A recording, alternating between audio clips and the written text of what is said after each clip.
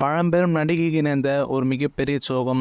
தமிழ் சினிமாவிலே எம்ஜிஆர், சிவாஜி காலகட்டத்தில் ஒரு மிகப்பெரிய கொடிகட்டி பறந்த ஒரு நடிகைனா அவங்க கேஆர் விஜயை வந்து பார்த்தீங்கன்னா சொல்லலாம். இப்போது சமீபத்தில் கூட கேஆர் விஜய் அவங்களோட தங்கை வந்து பார்த்தீங்கன்னா ஒரு பேட்டி வந்து பார்த்தீங்கன்னா கொடுத்துருக்காங்க. அதில் கேஆர் விஜயை பற்றி இன்னும் நிறைய விஷயங்கள் வந்து பார்த்தீங்கன்னா சொல்லியிருக்காங்க. அதாவது ஒரு மிகப்பெரிய தனியார் ஊடகத்துக்கு வந்து பார்த்தீங்கன்னா பேட்டி கொடுத்து அவங்க தங்கை வந்து பார்த்தீங்கன்னா ஒரு மிகப்பெரிய பரபரப்பு தகவல் தான் சொல்லியிருக்காங்க. அதாவது வந்து பார்த்தீங்கன்னா சமூக வலைத்தளத்தில் தன்னுடைய அக்கா கேஆர் விஜய் வந்து இறந்து போயிட்டாங்க அப்படிங்கிற செய்தி வரப்போ எங்கள் குடும்பத்தினர் மத்தியில் ஒரு மிகப்பெரிய பரபரப்பு ஏற்படுத்தும்.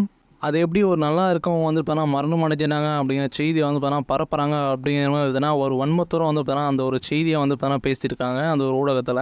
இப்போ இவங்க பேசுகிற இந்த ஒரு தகவல் வந்து இணையத்தில் ரொம்ப வைரலாக வந்து பேசப்பட்டு வருது. அது மட்டும் இல்லாமல் கேஆர் விஜய் அவங்களோட சொத்து மதிப்பு வந்து இப்போ வந்து அவங்க தங்கை வந்து தெளிவாக வந்து சொல்லியிருக்காங்க. தமிழ் சினிமாவை பொறுத்தவரையும் வந்து ஒரு புன்னகை அரசி அப்படின்னா அது கேஆர் விஜய் வந்து சொல்லலாம். அந்த காலகட்டத்திலேயே நடிகை மத்தியில் ஒரு மிகப்பெரிய சம்பளம் வாங்கி ஒரு நடிகராக வந்ததுன்னா அப்போவே இவங்க தேர்ந்தெடுக்காங்க. தமிழ் சினிமாவில் 1963ஆம் ஆண்டு கற்பகம் அப்படிங்கிற திரைப்படத்தில் வந்து முதல்ல வந்து இவங்க திரைப்படத்தில் அறிமுகமாகறாங்க.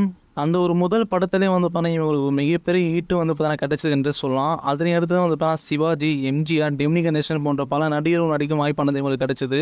இப்போ வரைக்கும் ஒப்பிட்டு பார்த்தோம் அப்படின்னா 3 தலைமுறை வந்து இவங்க நடிச்சிருக்காங்களாமா. அது மட்டும் இல்லாமல் தமிழ், மலையாளம், கன்னடம் போன்ற 3 மொழிகளும் வந்து முன்னணி நடிகையாக வந்து இவங்க நடிச்சிருக்காங்க திரைப்படங்களில். இவங்க கடந்த வந்த காலத்தில் வந்து 60 ஆண்டுகளில் வந்து கிட்டத்தட்ட ஒரு 50க்கும் மேற்பட்ட படங்களை வந்து நடிச்சிருக்காங்க. அதுலேயும் குறிப்பாக சொல்லணும் அப்படின்னா ஒரு ஆண்டிற்கு வந்து 10க்கும் மேற்பட்ட படத்தில் வந்து நடிக்கும் அளவுக்கு வந்து இவங்க ரொம்பவே வந்து பிஸியாக இருந்திருக்காங்க.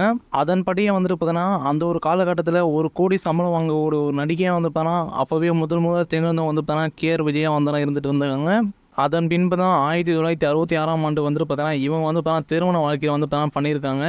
திருமணம் பண்ணிட்ட பிறகு வந்து ஒரு மிகப்பெரிய தொழிலதிபர் திருமணம் பண்ணியிருக்காங்க. அதன் பிறகு ஒரு காரு, வீடு, பங்களா என ஒரு மிகப்பெரிய வாழ்க்கை வந்து வாழ்ந்திருக்காங்க. திரைப்படத்திற்கு வரும்போது கூட வந்து ஃப்ளைனில் தான் வந்து வருவாங்களாம். தனக்கென சொந்தமாக ஒரு விமானம், அது மட்டும் இல்லாமல் சொகுசு கப்பல்கள் வந்து வைத்திர ஒரே நடிகையாக வந்து அந்த காலத்தில் இருந்தவங்க வந்து ஆர்கே விஜயா வந்து இருந்திருக்காங்க. மேலும் அவங்க தங்கை மட்டும் இல்லாமல் நடிகையான வச்சித்தியா வந்து என்ன சொல்லியிருக்காங்க அப்படின்னா, இவங்க வந்து பெரிய பங்களா, அது மட்டும் இல்லாமல் எவ்வளோ சொத்து வந்து வச்சுருக்காங்க. ஆனால் வந்து இப்போ எதுவுமே இல்லாமல் வந்து இருக்காங்க அப்படின்னு இவங்க மரணம் அடைஞ்சாங்க அப்படிங்கிற செய்தி வந்து தவறுதலாக வெளியானது. மேலும் வந்து இதெல்லாம் வந்து ஒரு தவறான வதந்திகள் என்றும் வந்து ஒரு தகவலாக வந்து ஒரு உண்மையை வந்து அவங்களோட தங்கை வந்து வச்சத்தில் வந்து சொல்லியிருக்காங்க. இப்போ பார்த்தீங்கன்னா அவங்க தங்கை பேச அந்த ஒரு பேட்டி வந்து இப்போ சோஷியல் மீடியாவில் வைரலாகிட்டு இருக்குது. கேஆர் விஜய் இறந்து போயிட்டாங்க அப்படிங்கிற செய்தியும், அது மட்டும் இல்லாமல் அது பார்க்கும்போது வந்து ரொம்பவே வேதனையாக இருக்கும். அதை வந்து ரொம்பவே கண்டிக்கிறேன் அப்படிங்கிற மாதிரி வந்து அவங்க தங்கை பேட்டியில் சொல்லியிருக்காங்க. இதனை பற்றி அவங்களோட கருத்துக்களை என்ன சொல்லிட்டு கீழே கமெண்ட் பாக்ஸில் வந்து தெரிவிங்க.